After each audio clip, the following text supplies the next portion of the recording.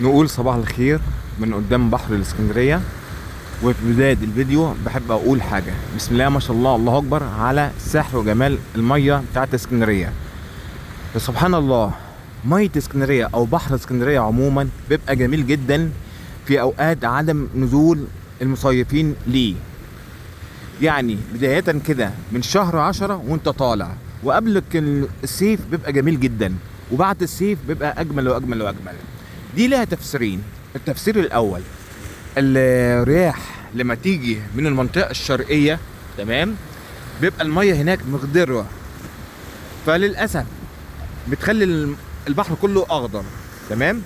لو الرياح جت من الجهة الغربية، من المنطقة الغربية، طبعا المنطقة الغربية بسم الله ما شاء الله، الله أكبر عليها، المية فيروزي، بتطعم المية هنا وتديلها اللون الفيروزي، بسم الله ما شاء الله.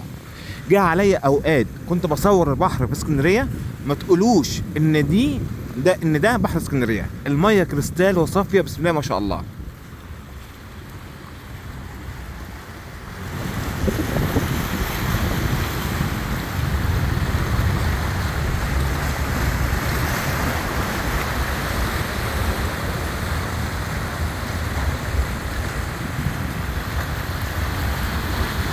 ميه البحر هادي اهو، الميه اللي قدامنا كريستال ايه، صافيه، انا شايفها.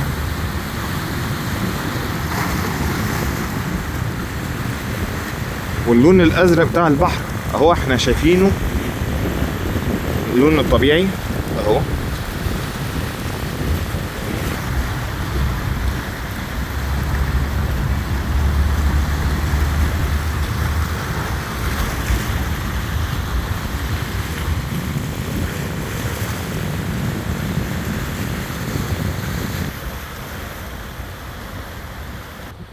شكرا، مع تحيات حاتم ابو ريس.